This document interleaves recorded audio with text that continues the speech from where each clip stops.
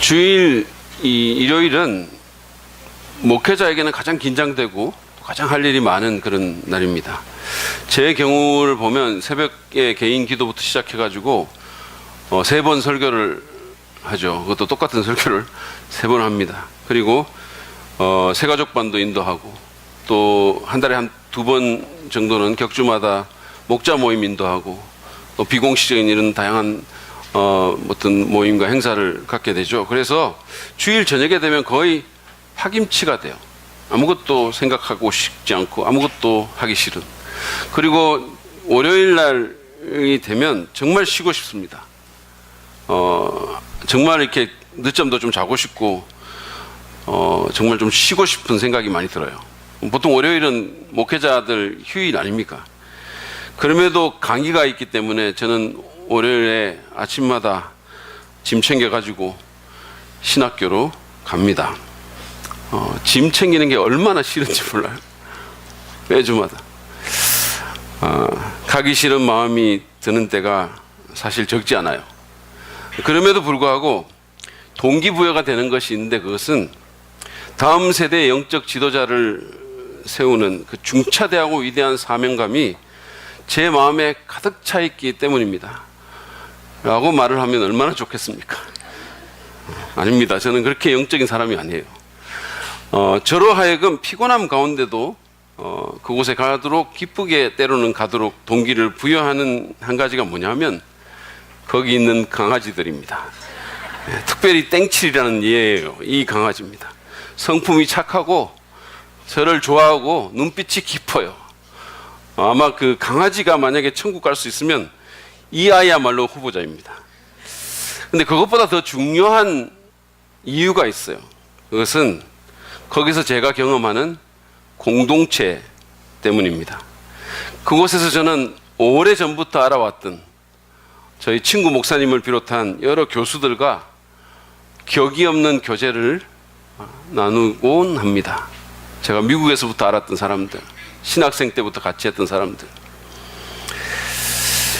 그 교수들과 함께 식사 후에 모여서 커피를 갈아서 마시고 이런저런 얘기를 나누는 그 시간이 제게는 힐링을 가져다 주는 굉장히 행복한 그런 시간입니다. 저는 이분들과 함께 때로는 사역에 대해서 말하기도 하고 때로는 다양한 어떤 삶에 대한 얘기들, 자식 문제, 때로는 농담도 하고 때로는 고민도 주고받습니다. 요즘은 송가인까지 끼어들어가지고 송가인에 대한 토론도 합니다. 그들은 저의 비공식적인 목장과 같아요. 저는 그분들과 함께 있는 게 즐겁습니다. 그래서 피곤하지만 기대감을 갖고 월요일에 신학교로 향하는 거죠. 사도 바울에게도 이런 공동체가 있었습니다. 오늘 우리가 봤던 그 조금 전에 읽었던 로마서 16장에 나온 여러 이름들이 바로 바울과의 관계 가운데 공동체를 형성했던 사람들입니다. 이 사람들은 당시에 로마에 있으면서 하나님 나라를 위해서 바울과 함께 동역하고 사랑과 감사로 바울의 마음을 가득 채웠던 바울의 친구들이었습니다.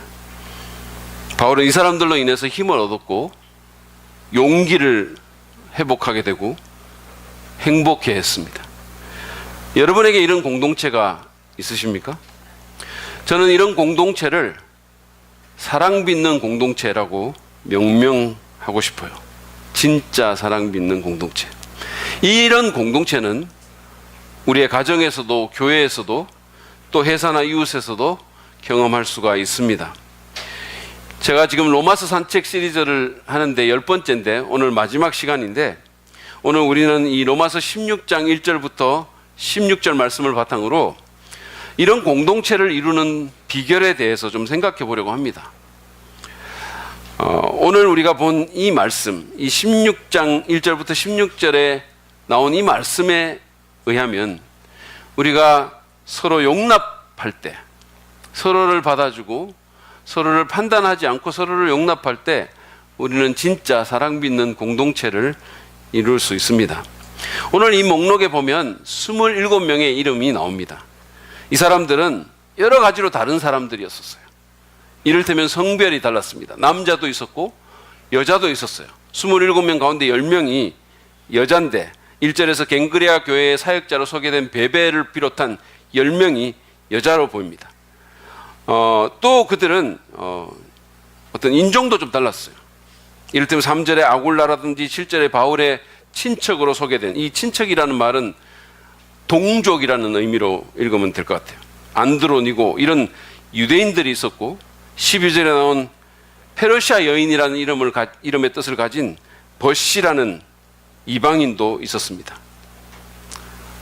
또한 이 신분의 차이도 있었어요. 당시 흔했던 노예의 이름을 가진, 노예였음이 분명한 8절 9절에 암블리아와 우르바누, 그리고 14절 15절에 흠에, 빌로로를 비롯한 노예들도 있었고, 로마에서 지위가 높았던 10절에 아벨레, 그리고 황제에게 상당한 영향력을 행사했던 11절의 나기수의 가족, 그리고 헤롯 가문에 속한 헤롯 대왕의 손자인 10절의 아리스토블로, 그리고 11절의 헤로디온 등 귀족들도 있었습니다. 노예도 있었고 귀족도 있었어요. 그리고 나이 차이도 있었는데 13절에 나온 루포의 어머니처럼 나이 많은 사람도 있었고, 그 아들 루포처럼 젊은 사람도 있었습니다. 그리고 이 결혼 관계도 달랐는데 브리스가와 아굴라처럼 결혼한 부부도 있었고, 바울처럼 독신자도 있었습니다. 종교적인 배경도 서로 달라서 유대교 배경을 가진 사람도 있었고, 다양한 이교도 배경을 가진 사람들도 있었습니다. 7절에 나온 안드로니가와 유니아처럼 바울보다 먼저 믿었던, 신앙의 연륜이 아주 길었던 사람도 있었고, 또 비교적 짧은 사람도 있었습니다. 아무튼 이 공동체는 사회 경제적으로나 인종적으로나 성적으로나 종교 배경적인 측면에서 매우 다양한 사람들로 구성된 공동체였습니다. 비록 오늘 본문은 구체적으로 설명하고 있지는 않지만 그들의 성격이나 취미나 삶의 방식이나 태도나 아마 그런 것들이 다양했을 것이에요. 다 달랐을 것입니다. 한마디로 이 공동체는 다른 어떤 공동체보다 다양성을 자랑하는 공동체였던 겁니다. 이 다양성은 분명 하나님의 선물이에요. 하나님은 하나도 똑같이 만들지 않았습니다. 모자이크 작품처럼 또 오케스트라처럼 서로 다른 요소들이 조화를 이룰 때 그것보다 더 아름다운 것은 없습니다. 여러분, 우리 교회만 하더라도 얼마나 다양한 사람들이 모여 있습니까? 무슨 사회적 배경이라든지 이런 것도 그렇지만 기질적으로도 굉장히 다양합니다. 지난주에 일부 예배에서 우리 김영구 집사님 부부가 추기성 선교사님의 지명을 당해서 사람들 앞에서 사랑 고백을 하는 문제로 상당히 어려움을 겪은 모양이었었어요. 제가 그 장면을 직접 보지는 못했는데 이 사진이 나온 거예요. 그러니까 이 김영구 집사님 보세요. 사진에서부터 이 어색함을 어떻게 할 수가 없는 거예요. 이분은 이걸 표현을 너무 안 하는 거예요. 그날 일부 예배 후에 나오는 그 표정을 보니까 상당히 좋지 않았습니다. 만약에 담임 목사인 제가 이렇게 시켰으면 아마 다른 교회로 옮겼을 것 같아요. 근데 이런 분이 있는가 하면 우리 오수진 집사님의 아내인, 오늘 연예대상 타셨죠? 우리 김민정 자매님은 아니 그게 뭐가 힘드냐고, 그거 왜 힘드냐고 그러면서 막 그냥 마침 그때 있었는데요. 그 얘기를 하는데 제가 예배당 앞에 일부 예배 끝나고 있었는데 그때 마침 나오셨거든요. 그러니까 그게 뭐가 힘드냐는 거야. 그러면서 마침 자기 또 남편을 만났는데 그냥 껴안으면서 아주 그냥 막 사랑 고백을 했습니다. 윤 목사님 아까 말했잖아요. 이거보다 훨씬 더 수위가 높은 그런 사진들이 있었다고 합니다. 이렇게 다른 거예요. 이렇게 다른 겁니다. 그래서 우리가 재미가 있는 거예요. 그래서 교회가 더 건강하게 세워지기도 하는 겁니다. 그런데 이런 다양성이 공동체를 이루는 데 있어서 좋은 점도 있지만 서로 다르기 때문에 일어나는 불편한 점도 분명히 있습니다. 이를테면 저와 제 아내만 하더라도 상당히 달라요. 굉장히 다릅니다. 무슨 의사소통이라든지 표현의 방식도 다르고 결정의 방식도 달라서 결혼하고 처음에는 굉장히 어려웠어요. 제 아내는 직접적인 걸 좋아합니다. 단도직입적이고 애둘러 이렇게 말하는 건 굉장히 싫어하고 그냥 직접적이고 즉각적이고 하여튼 그냥 그런 걸 굉장히 좋아해요. 근데 저는 그게 너무 불편한 거예요. 저는 직접적인 거를 불편해하고 애둘러 말하는 거를 좋아하고 바로 막 결정 내리고 이런 거 굉장히 좀 싫어해요. 근데 제 아내는 완전 반대예요. 예를 들어서 막 제 아내가 여보 고등어 구울까라고 물으면은 저는 그게 너무 불편해요. 그게 불편해. 그래서 제가 그거를 막 결정하는 게 너무 싫은 거예요. 그 자리에서. 그래서 제가 그러든지 뭐 이렇게 그냥 아주 어정쩡하게 대답합니다. 그러면 제 아내는 그걸 먹을 건지 말 건지를 결정하라고 저를 몰아세워요. 저는 이런 결정이 고통스럽습니다. 이런 질문 받는 게 편하지가 않아요. 우리 엄마는 그냥 해주셨어요. 묻지 않고 그냥 해주셨어요. 그럼 제가 먹고 싶으면 먹고 나중에 생각해보고 안 먹고 싶으면 안 먹는 거잖아요. 근데 바로 결정하라고 하니까 미치겠어요. 그래도 제가 이제 그래도 이제 뭐 그때는 뭐 잘 모르겠으니까 물론 저도 땡길 때는 바로 대답합니다. 그렇지만 뭐 잘 모르겠으니까 그러면 이제 나중에 그래도 없는 것보다 있는 게 낫겠지 싶어서 그냥 뭐 먹겠다고 이렇게 얘기하죠. 그럼 몇 토막 먹을 걸 결정하라고 말하는 거예요. 그래서 신중하게 제가 대답해요. 왜냐하면 제가 그거를 말하면 제가 그걸 다 먹어야 되기 때문이에요. 우리 엄마는 그냥 해주셨어요. 우리 엄마는 그냥 수두룩 해가지고 그냥 드셨어요. 우리 너무 다릅니다. 여러분, 이처럼 서로 다른 성향이나 배경을 가진 다양한 사람들이 공동체를 이루기 위해서는 용납하는 게 필요한 거예요. 다른 거를 받아주는 것. 나와의 다름을 틀림이 아니라 다름으로 인정하고 받아줘야 됩니다. 안 그러면은요, 계속 싸우는 거예요. 부부 간에 이 다름을 받아주지 못하면 60, 70이 넘도록 계속 싸우는 거예요. 계속 마음에 안 들고. 그러면 갈등은 그치지 않고 관계는 결코 깊어질 수 없는 겁니다. 오히려 더 나빠지는 거예요. 시간이 갈수록. 실제로 바울은 로마서 15장 7절에서 이렇게 권면합니다. 그리스도께서 하나님의 영광을 드러내시려고 여러분을 받아들이신 것 같이 여러분도 서로 받아들이십시오. 용납하라는 거예요. 예수 그리스도께서 우리를 있는 모습 그대로 그냥 받으셨으니까 예수님께서 태진아도 받으시고 이어령도 받으시고 그냥 온갖 사람들 다 받으셔주셨으니까 우리도 그렇게 하라는 거예요. 여러분 생각해 보십시오. 주님과 우리는 얼마나 다릅니까 사실. 주님의 기준에서 보면 우리는 얼마나 거기에 못 미치는 사람들입니까.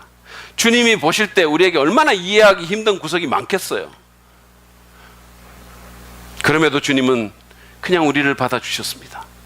두 팔 벌려 그 넓은 품으로 그냥 받으셨어요. 그러므로 우리도 서로 받으라는 겁니다. 나하고 다르더라도 스타일이 마음에 안 들더라도 성격이 정반대라도 그걸 갖고 자꾸 판단하기보다는 정죄하기보다는 그러려니 하고 받으라는 거예요. 그게 만약에 힘들면 예수님이 내게 하신 일을 깊이 묵상하면서 내가 받은 대로 내가 받은 그 은혜를 생각하며 남들에게 한번 해보라는 겁니다. 제가 예전에 모든 것을 바꾸는 은혜라는 시리즈의 설교를 한 적이 있었는데 그 중에 용납이라는 주제로 말을 할 때가 있었어요. 그때 제목이 뭔지 기억나십니까? 제가 여러분이 너무 많은 거를 지금 바라고 있다는 거 저도 알아요. 아마 뭐 제목은 그냥 내용도 생각이 안 날 겁니다. 용납, 공동체를 세우는 은혜의 기둥이었었어요. 기억이 그래도 안 나죠. 그래도 그냥 안 난다고 하세요. 괜찮아요. 괜찮습니다. 근데 정말로 그 제목처럼 용납은 공동체를 세우는 은혜의 기둥이에요.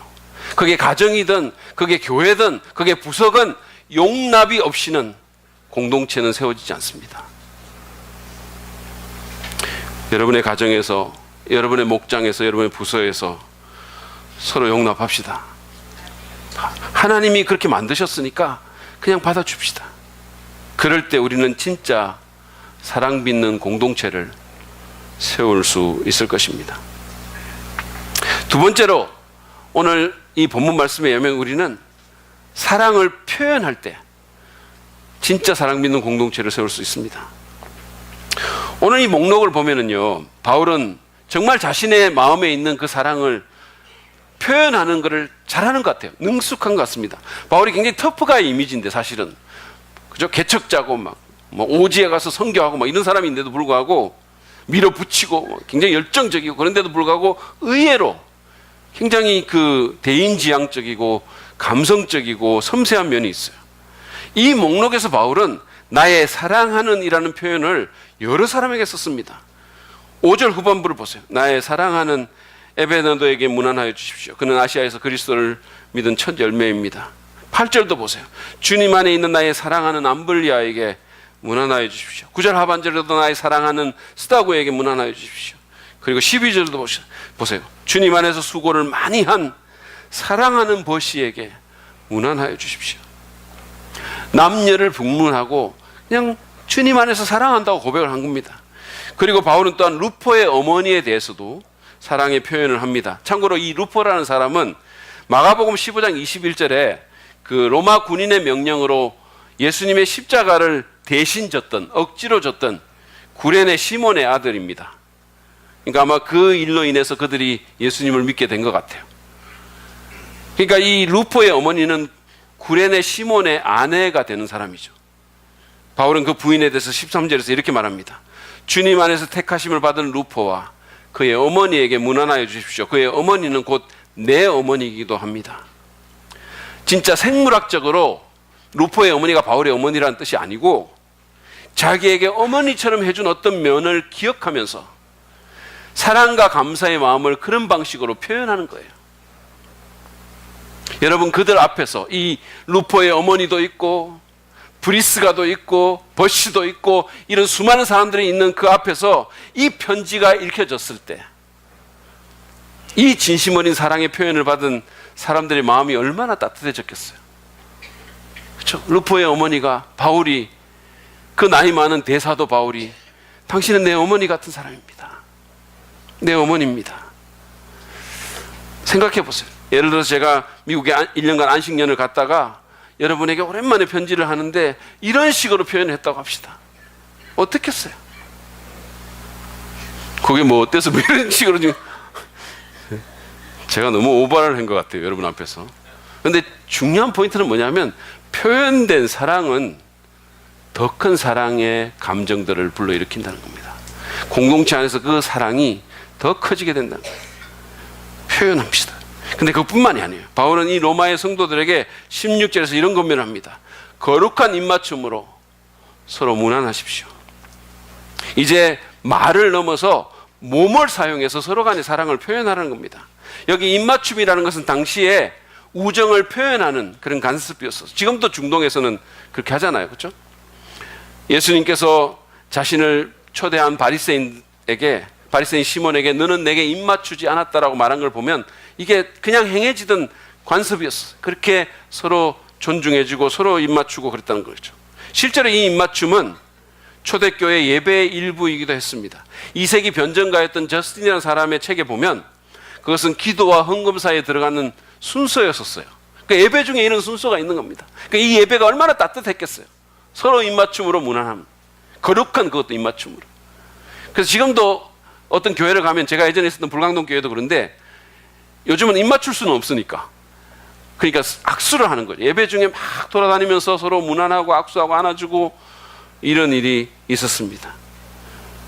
그래서 우리도 악수나 포옹으로 우리의 우정을 표현하죠. 제가 예배 후에 성도들과 악수하는 것도 바울의 이 권면에 순종해서 제 마음을 몸으로 표현하는 거예요. 그러니까 여러분 나가시면서 제 손에 세균이 너무 많을까 이런 거 너무 걱정하지 말고 그냥 한번 잡아주세요. 따뜻하게. 그리고 우리가 포옹하기도 하잖아요. 물론 우리 한국보다는 구미에서 이런 걸 더 잘하지만 이것도 오늘날 행해지는 우리의 사랑의 표현 방법이잖아요. 우리 교회에서는 인현욱 집사님이 예배를 마치고 나가시면서 저를 늘 꼭 안아주세요. 목사님 사랑합니다. 목사님 존경합니다. 그러면 언제나 제게 정말 마음이 좋아져요. 언제나 기분이 좋고 언제나 힐링이 됩니다. 우리 성도들은 워낙 설교 들으면서 아멘도 잘 안 하고 나갈 때 무슨 은혜 받았다는 말도 안 하시는 분들이 너무 많아가지고 아마 하나님께서 인집사님을 제 정신 건강을 위해서 보내주신 것 같아요. 제가 오늘 이 말을 하니까 일부 예배에서 그래도 몇 분이 더 안아주셨어요. 여러분 말로만이 아니라 몸으로 우리의 사랑과 우정과 관심을 표현합시다. 그럴 때 우리의 관계가 더 좋아져요. 하나님을 향해서도 마찬가지입니다. 인간은요, 몸을 가진 존재입니다. 그리고 우리의 많은 것을 몸으로 표현해요. 인간은 영원토록 몸을 갖고 살도록 돼 있어요. 나중에 천국에서도 우리는 부활한 몸으로 삽니다. 그래서 인간은 어떤 감정이 있을 때 그걸 그냥 마음에만 담아두는 것이 아니라 몸으로 그냥 뭔가 표현이 되는 거, 그게 너무 자연스러운 거예요. 그렇지 않습니까? 그래서 우리가 찬양을 하면서 손을 들거나 일어서거나 박수하거나 엎드리는 것은 사실은 하나님을 향한 우리의 너무나 자연스러운 표현이에요. 우리가 그렇게 훈련이 안 됐고 너무 다른 방식으로 교육을 받아가지고 마치 그게 너무 어색한 것처럼 생각되지만 사실은 인간적으로 굉장히 자연스러운 거예요. 여러분 축구 보시면서, 국가대항 축구 보면서 손 딱 붙이고 눈만 껌뻑껌 하면서 잘한다! 1등! 뭐 이렇게 합니까? 그렇게 안 하잖아요. 골! 골! 손이 나가잖아요. 막 일어서고. 그게 너무 자연스러운 거예요. 축구 보면서 그렇게 손 흔들고 몸으로 표현하는 분들이 하나님에 대해서는, 그리고 서로에 대해서는 왜 안 그럽니까? 여러분, 다양한 방식으로 우리의 마음을 표현하도록 합시다. 따뜻한 말로, 카톡 문자로, 미소로, 악수와 포옹으로, 그리고 커피 한 잔으로, 작은 선물로 표현합시다. 여러분, 언젠가 제가 추수감사절 때 누가복음 17장에 예수님께 고침받은 나병 환자 얘기를 하면서 표현되지 않는 감사는 감사가 아니라는 말을 했어요. 그런 취지로 말씀을 드렸습니다. 우리가 이 감사하는 상황 가운데서 이게 표현되지 않, 마음에만 있고 표현되지 않으면 오히려 그게 관계를 더 나쁘게 만드는 거예요. 속으로 감사하는데 이러면 관계가 더 나빠지는 거예요. 사랑도 마찬가지입니다. 표현되지 않은 사랑은 사랑이 아니에요. 꼭 말해야 아냐고 말을 하는데 말해야 압니다. 어떻게 알아요? 표현합시다. 표현된 사랑이 공동체를 더 아름답고 풍성하게 세우는 그런 재료가 됩니다. 세 번째로 오늘 이 본문의 말씀은 우리가 진짜 사랑 있는 공동체를 만들려면 서로를 돌아보며 섬기라고 그것을 우리에게 교훈해 줍니다. 본문을 보시면요, 베베라는 사람은 많은 사람을 도와준 것으로 소개되고 있습니다. 2절을 보세요. 그는, 베베는 많은 사람을 도와주었고 나도 그에게 신세를 많이 졌습니다. 베베는 다른 사람들의 필요를 돌아보고 섬기는 사람이었었어요. 그는 바울의 필요도 채워줬습니다. 많이 신세 졌다 그랬잖아요. 브리스가와 아굴라도 마찬가지입니다. 4절을 보시죠.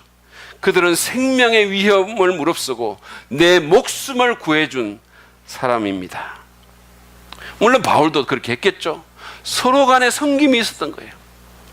그들은 또한 자기들의 집을 열어서 성도들에게 그 집을 예배처소로 제공하기도 했어요. 그래서 5절에 보면 그들의 집에서 모이는 교회에도 문안하라고 말하는 겁니다. 여러분, 이게 쉬운 일이겠어요? 날마다 주마다 여러분 집 열어서 교회로 모이게 하는 거 쉬운 일 아니잖아요. 이번에 우리 윤기호 집사님이 우리 신축 교회당 앞에다가, 바로 앞에다가 이 집을 계약을 했어요. 지난주에.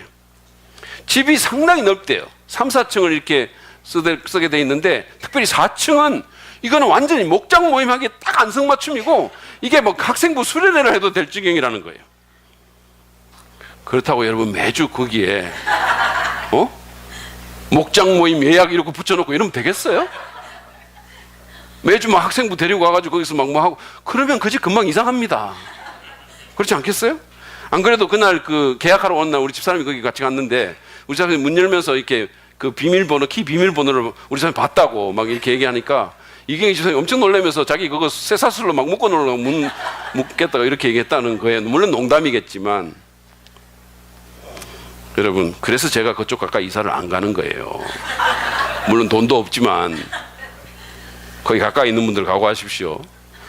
엄청 긴장하시는데, 예, 농담이니까 푸시고. 어쨌든 여러분, 이거 쉬운 일 아니잖아요. 근데 그렇게 섬긴 거예요. 그뿐만이 아닙니다. 이 목록에 보면요, 수고를 많이 했다고 기술된 사람들이 여러 명 나옵니다. 6절을 보시죠. 여러분을 위하여 수고를 많이 한 마리아에게 문안하여 주십시오. 12절에도 보면 주님 안에서 수고한 드루베나와 브르보사가 나오고 또 주님 안에서 수고를 많이 한 벗이라는 여인도 나옵니다. 이 사람들은 다 다른 사람을 돌아보며 섬기는 자였어요. 우리가 서로의 필요를 돌아보고 정말 섬기려고 애를 쓸 때 공동체는 더욱 사랑으로 충만하게 되고 더 든든하게, 더 건강하게 세워지게 될 것입니다. 그리고 서로 간의 관계도 더 돈독하게 돼요. 가정도 마찬가지입니다. 여러분, 우리 신학교의 강아지들이 제일 반기고 좋아하는 사람이 누군지 아세요? 바로 우리 학교 총장님이신 김택수 목사님이에요. 우리 사랑믿는 교회 전임자이십니다. 저의 귀한 친구이기도 하죠. 근데 이분이 강아지들하고 가장 관계가 좋아요. 왜 그런지 압니까? 가장 잘 섬겨주기 때문이에요. 그들의 필요를 가장 잘 섬겨줘요. 간식 아예 사갖고 오거든요. 간식은 말할 것도 없고 그냥 뭐 목욕도 시켜주고 병원도 데려가고 같이 산행도 하고 하여튼 지극정성이에요. 그러니 강아지들이 제일 좋아합니다.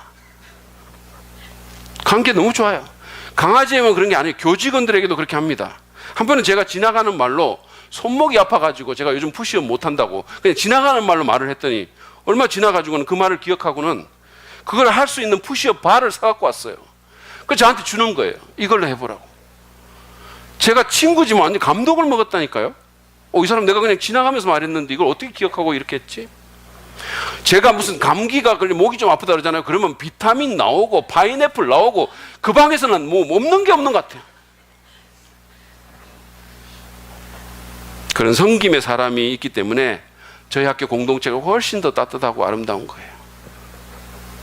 여러분, 예수님 보십시오. 그분은 우리의 영적인 필요를 돌아보시고 우리의 대속물로 십자가에 달려 돌아가심으로 우리를 섬기셨어요. 대가를 지불하시고 섬기신 거예요.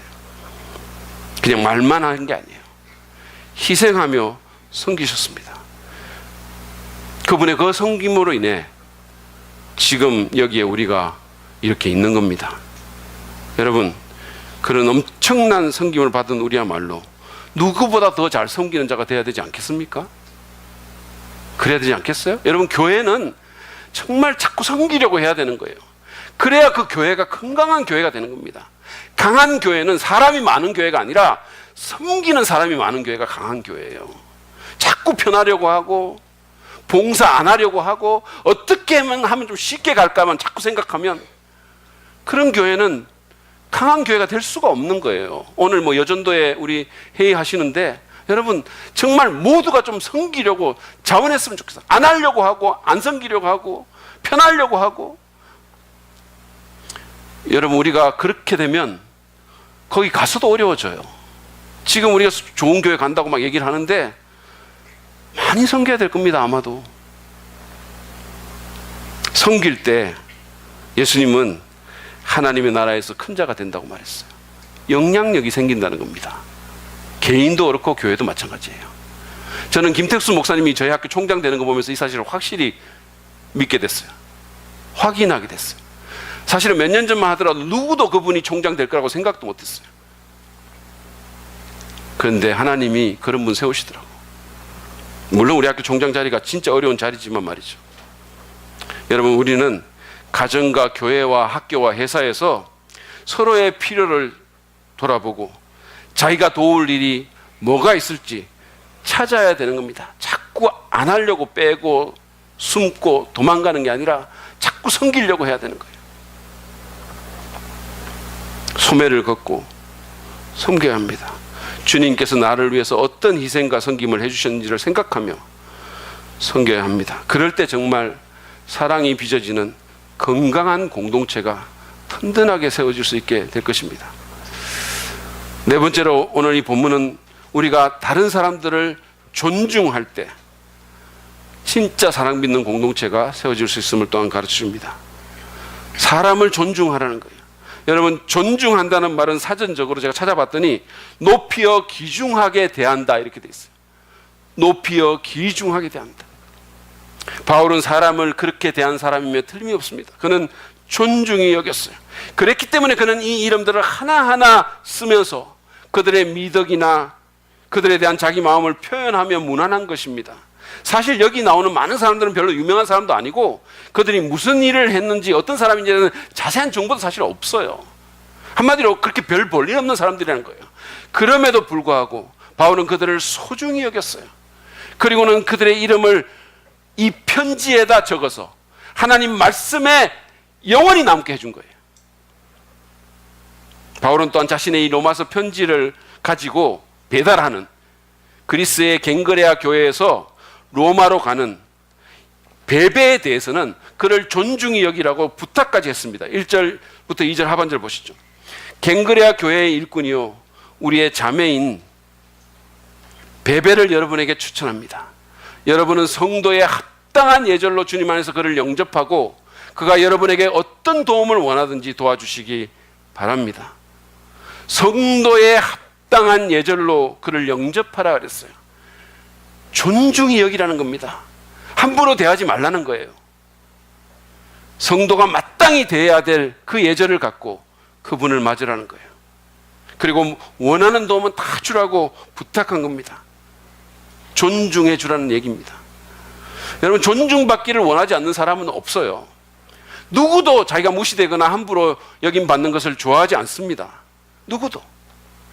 어떤 승객이 버스 기사를 무시하면서 평생 버스나 몰고 다녀라 이렇게 욕을 했어요. 그러니까 그 버스 기사가 너는 평생 버스나 타고 다녀라 이렇게 말을 했다는 거예요. 그 버스 기사 순발력 대단하지 않습니까? 여러분, 존중받고 싶으면 다른 사람을 존중해 주십시오. 예수님은 마태복음 7장 12절에서 성경에 한금률로 알려져 있는 유명한 말씀하셨어요. 우리 같이 한번 읽어볼까요? 시작. 너희는 무엇이든지 남에게 대접을 받고자 하는 대로 너희도 남을 대접하여라. 이것이 율법과 예언서의 본뜻이다.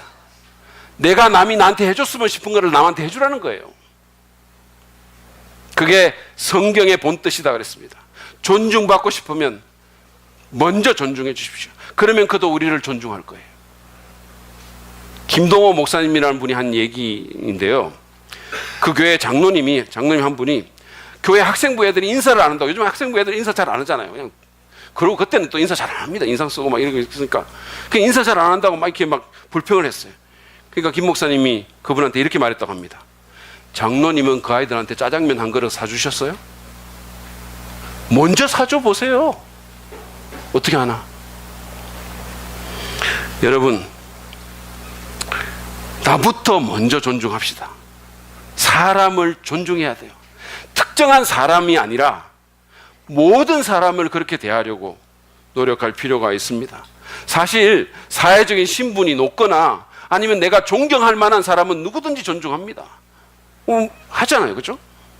이를테면 뭐 제게는 뭐 김우생 목사님이라든지 옥하는 목사님 돌아가셨지만 그런 분은 만약에 그분들이 우리 집에 온다면, 우리 교회에 온다면 저는 정말로 깍듯이 대접하고 존중할 거예요. 근데 만약에 제가 모든 사람을 그런 분 대하듯이 대한다면 저게 어떤 일이 일어날까요? 아마도 정말로 관계에 혁명이 일어날 겁니다. 제 인생이 완전히 달라질 거예요. 여러분, 사람 존중하십니까? 마땅히 존중할 사람들뿐만 아니라 내가 잘 모르거나 또는 하찮다고 여겨지는 그런 사람들 존중하세요? 여러분, 식당 가서 서빙하는 분들 존중합니까? 저는 어떤 교회 다니는 분들이 거기 가서 기도 열심히 하면서 막 식당 종업 서빙하는 분들한테 반말하고 너무 마음이 아파요. 그러려면 기도하지 마세요. 제발 기도하지 마세요. 하나님이 영광 가리는 겁니다. 하찮은 분들, 사실 하찮은 분들 없어요. 누구도 하찮지 않습니다. 그리고 무엇보다도 너무 잘 알아서 편해진 사람들, 여러분 존중하세요? 가족이나 친구들, 교회에 아주 친한 교우들, 그런 분들 존중하십니까? 친하다고 가깝다고 함부로 대해서는 안 되는데 우리가 종종 그렇게 하죠. 너무 그냥 가까워져, 너무 편해져가지고 그래가지고 그냥 너무 또 함부로 대하는 거예요. 그러니까 사실은 막 자기 배우자, 자기 가족들, 자기 자녀들, 제일 가까운 사람들이고 제일 존귀 여겨야 될 사람들인데 제일 함부로 대할 때가 많은 거예요. 그러니까 관계가 안 좋아지는 거예요. 세월이 갈수록 부부 관계가 안 좋아지는 거예요.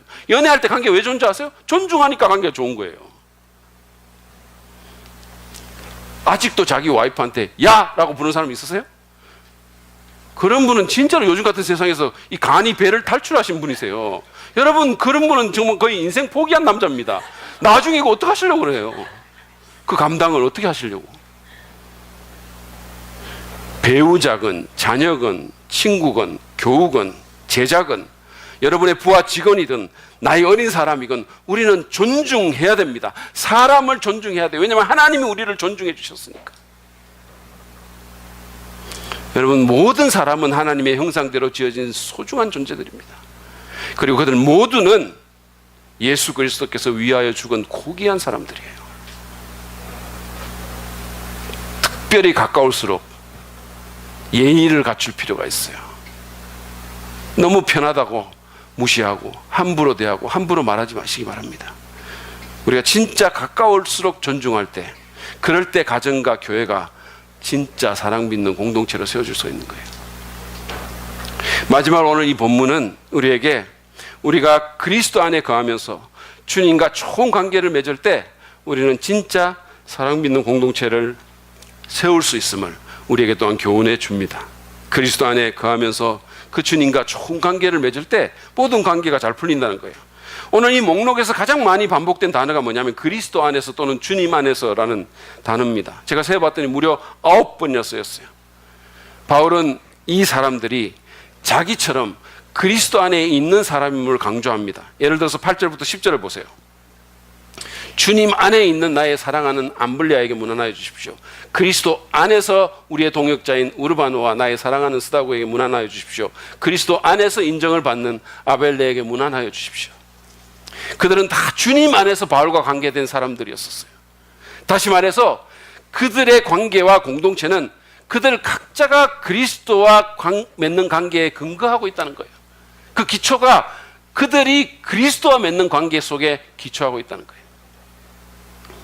여기서 우리는 진짜 건강한 공동체를 이루는 중요한 원리를 발견하는데, 그것은 우리 각자가 그리스도 안에 잘 거하면서 그분과 좋은 관계를 맺어야 된다는 거예요.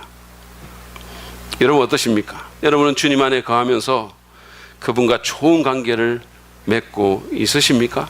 그것이 모든 다른 관계의 기초가 됩니다. 이게 없으면 뭐 세상에서 나오는 관계에 대한 또는 동기부여에 대한 모든 책 다 읽어도 아무 소용이 없어요, 사실은. 내가 주님과 관계가 좋고 성령 충만하면 그러면 우리는 자기 중심성이라든지 이기심, 교만과 무정함에서 벗어날 수가 있어요. 그러면 우리는 서로를 용납하고 상대를 존중히 여기고 사랑을 표현할 뿐만 아니라 기쁘게 섬길 수 있게 될 것입니다. 주님과의 관계가 좋으면 우리 마음이 변하게 되는 거예요. 우리 태도가 바뀌게 되는 거예요. 이것은 부부관계나 부모-자식 관계에서도 마찬가지입니다. 제가 결혼식 주례를 할 때 가끔씩 인용하는 구절 가운데 에베소서 5장 21절 말씀이 있어요. 그것은 그리스도를 경외함으로 피차 복종하라라는 말씀이에요. 여러분, 부부가 어떻게 안 싸우고 가까워질 수 있을까요? 어떻게 그럴 수 있을까요? 자기 뜻을 고집하는 게 아니라 서로 상대가 원하는 것에 복종하면 되는 거예요. 여기 그렇게 썼잖아요. 피차 복종하라 그랬어요. 부부에게 말한 겁니다. 이게 맥락으로 보면 피차 복종하라는 거예요. 자기 뜻을 고집하기보다 상대가 원하는 데 복종시키는 거예요. 내 뜻을. 그러면 진짜 가까워져요. 예를 들어서 주말에 아내는 바깥에 나가려고 싶고 남편은 집에서 쉬고 싶습니다. 그럴 때 남편은 나가자고 하고 아내는 집에 있자고 하면 사랑이 싹트고 싸움도 사라져요. 그래서 좀 모르겠어요. 좀 다르게 싸울지는 모르죠. 예를 들어서 뭐, 여보, 당신 나가고 싶잖아. 그럼 나가. 아니야. 당신 쉬고 싶잖아. 그냥 집에 있어. 아니라니까. 아니야. 아이, 제발 고집 좀 그만 피워. 고집은 누가 피워? 당신 지금 피우고 있잖아. 아, 뭐라고? 이 진짜 에이씨 막 이렇게 되는 거예요. 이런 싸움을 한번 싸워보고 싶지 않습니까?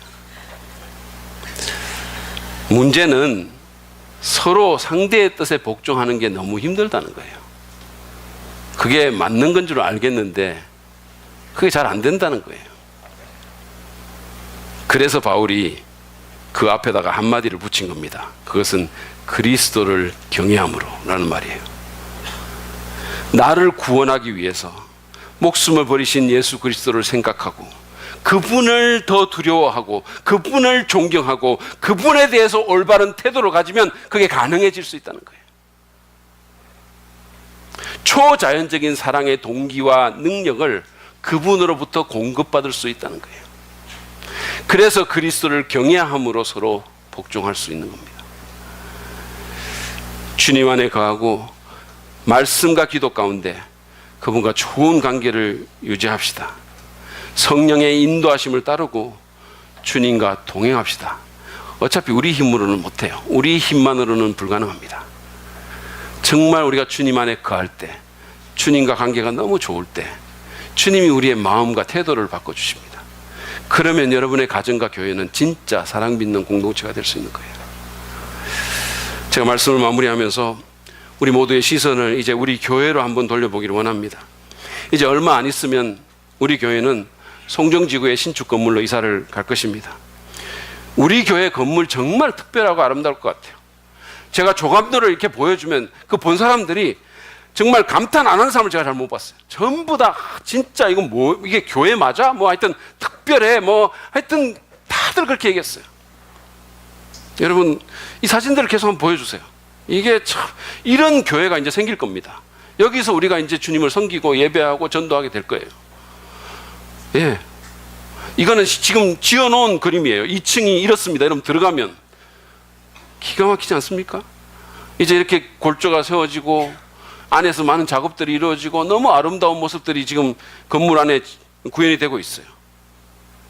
이게 신문에 날지 몰라요. 진짜 지금 인터뷰가 하나 예약이 돼 있어요.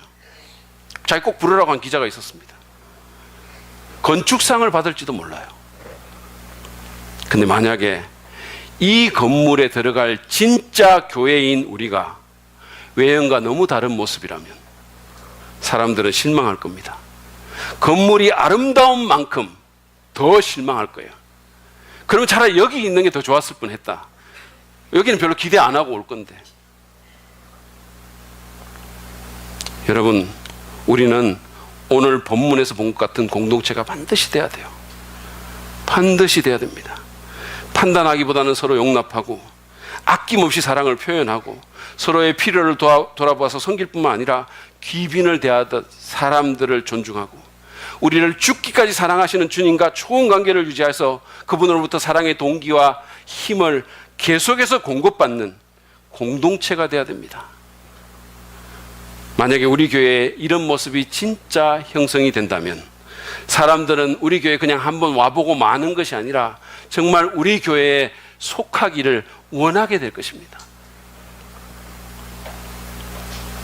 잠시 오늘 우리가 말한 것과 같은 그런 모습이 구현되고 있는 교회, 그런 목장, 그런 부서를 한번 떠올려 보시며 상상해 보십시오. 여러분 얼마나 매력적일까요?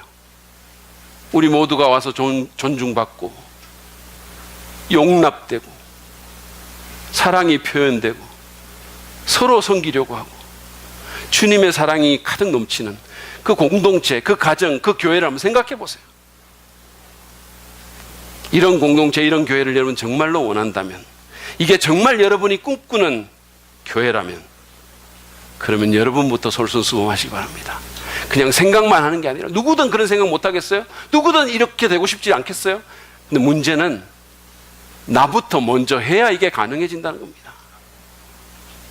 남이 하기를 기다리기보다 제일 먼저 하는 그런 사람이 되십시오. 주님의 사랑으로 성령의 능력으로 그렇게 본보기를 보입시다. 그러면 우리 교회는 진짜 사랑 믿는 교회가 될 수 있을 것입니다. 그러면 우리 교회는 겉모습이 그렇게 아름다운 것만큼 속도 아름답게 될 것입니다. 사람들이 오고 싶고 진짜 속하고 싶은, 그리고 사람들의 마음을 힐링하는 그런 교회가 될 수 있을 것입니다. 그런 축복이 우리 모두에게 있기를 간절히 바랍니다.